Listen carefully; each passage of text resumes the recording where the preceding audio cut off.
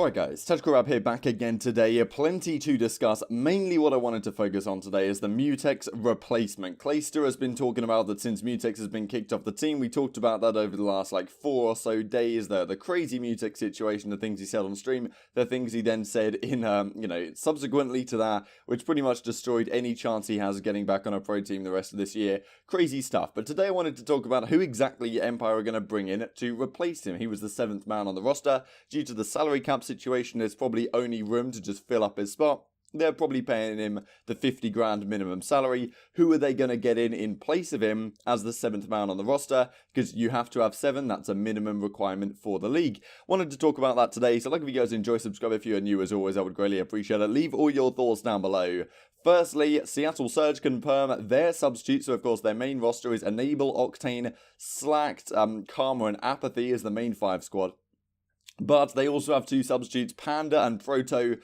Interesting, we don't know yet whether Surge are going to have a path to pro team, which is something I will be talking about in coming minutes, because it really is very important when you look at your substitutes. And, this is a pretty good idea, because these guys are young, talented guys. Proto is pretty much a maniac. Like, he can be a very useful player to have on your team, I think, at times, because he just plays lights out speed. And Panda's been really good the last couple of years.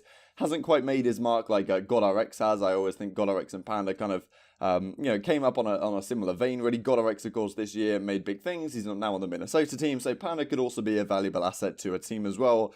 But as, of course, right now he's on the substitute bench. So just wanted to share this tweet, which I was going to mention in yesterday's video when we talked a bit about skill-based matchmaking and ranked play and this kind of stuff. Crimsegs, why are developers so against ranked play? That's the big thing about skill-based matchmaking that I really didn't discuss yesterday to some degree is, yes, skill-based matchmaking I think is fine if it's, only in a ranked mode. Of course, what's the issue with that? Because at least in a ranked mode, you have a rank so that you know when you're getting better. Your matches, your KD may stay about a 1 on average throughout your entire playing time in league play, but at least you're increasing your overall level rate as you're getting better and better, which of course makes plenty of sense. Crimsix has a few words on this, but I thought I'd at least bring it to your guys' attention because it is related to the stuff we talked about yesterday.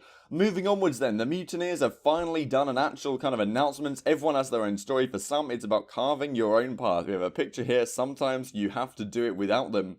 Interesting comment, to be honest. Of course, this is obviously Pristini. Not really very well disguised at all, to be honest. Interesting caption here because Pristini was talking a lot in the off-season about how he felt kind of disrespected. People were, not picking him up to the best teams. Arstees, his twin brother, of course, went on to the Chicago Huntsmen, and he was kind of left in a difficult predicament. Eventually was picked up by the Florida Mutineers. So, he says this, sometimes you have to do it without them. Maybe that's not necessarily his quote, but something that the Mutineers are putting on for the branding purposes. But, this is clearly Pristini. We know what the squad's meant to be. It's meant to be Pristini, Morks, Havoc, Skies, and Frosty. We'll look at another tweet in just a second here, which is this one. It's about starting over 2nd of December 2019 is when they're going to do the full announcement for the roster. Just because you aren't good, or just because you are good, doesn't mean you are safe. Interesting. I don't know, are they going to do this to all the players? This, on the side profile, it actually kind of looks like Blaz, but this is pretty clearly Chance Morks on the team. The hairstyle here ticks all the boxes, so yeah, that was interesting. And yesterday I talked about Teddy Rex, right? And I thought, okay, he says he's going to be a substitute somewhere. He said 5 days away, which would mean he would be announced before the main starting roster if he was on Minnesota, because they say the second tier. He said 5 days to his announcement, 3 days ago, so now 2 days time on the 30th, we're expecting an announcement for Teddy Rex. Interesting. If he is on the Mutineers, of course he does this, if it turns out he does a bit of a Nostradamus, because that was just something I plucked out of thin air, really. But yeah, he does this tweet, and maybe there's possibility that he's going to be related to this. Who knows? Could be a substitute on the Mutineers. Could be an interesting pick. And he's kind of a good substitute to have in a way. And we'll talk about exactly why in a second. So let's have a look once again at the Los Angeles Guerillas team real quick. Eggs Decimate, Aqua Saints, Lateville, Bevels, Ricky and Doug Lieb is going to be their, Doug Lieby, going to be their analyst kind of guy.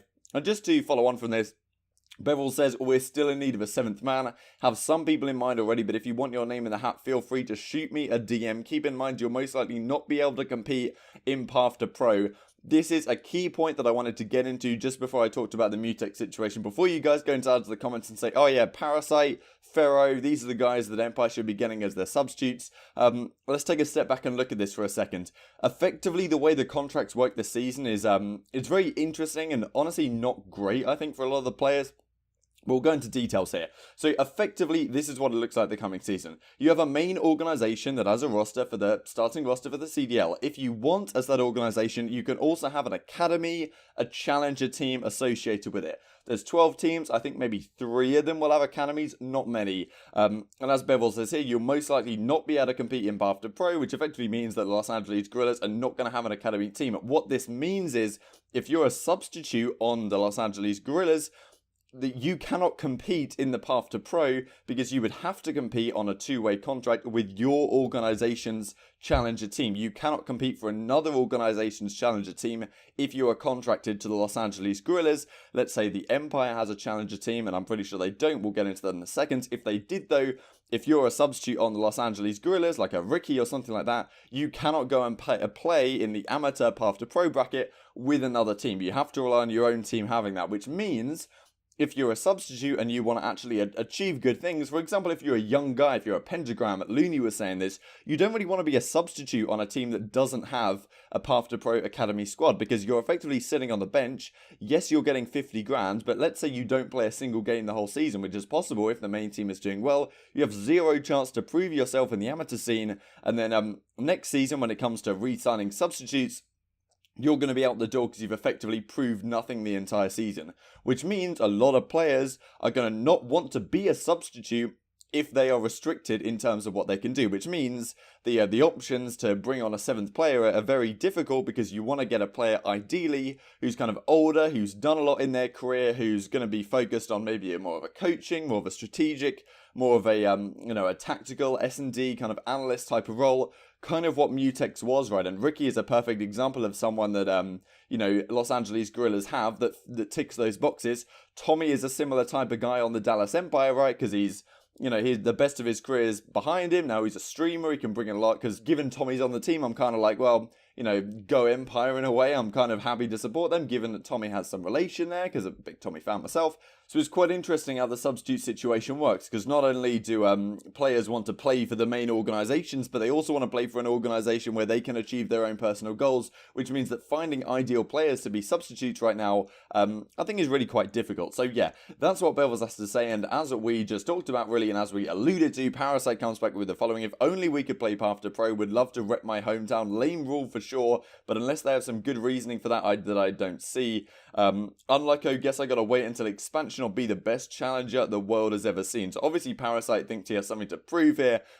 He could decide, okay, fine, I'll hang up the sticks, I'll go and be a substitute for a team if they wanted to have me, I'll be an S&D analyst, I'll be a coach, I'll try and do the best I can for the main roster, but effectively at that point you're resigning to not playing Call of Duty again professionally. If you go onto that team and you're, okay, I'm just going to take the paycheck, I'll do the best I can for the squad in terms of analysis role and looking at the team's VODs and all of this stuff, while being a substitute technically, if they were ever to need me. But at that point, you're effectively saying you're going to hang up the sticks. So Clayster then comes in with the following: Empire needs a new 7th man, gotta make another list. There are no plans for an academy team, so you won't be able to play Path to Pro. If you're a good player who wants to be in the league, bang my line. So wanted to hear your guys' thoughts in the description box or the comment section below even on this one. A few comments that went back and forth on Reddit. Everyone you guys are listing wants to play in Path to Pro. Guys like Naga, Parasite, Goon, Spacely, etc. They all want to grind the Path to Pro scene because they still have life left in their career, right? They still want to make it, and they want to prove themselves over the course of this season. They're a talented player, so they get picked up for the next season onto a starting roster and this kind of stuff, right? The likes of Pharaoh, he obviously wants to play in the Path to Pro. I don't think he's going to be satisfied to just sit on a roster and get 50k, effectively do nothing the whole year, but be a substitute content creator type of guy on the squad. And, again, names like this, right? It's not ideal.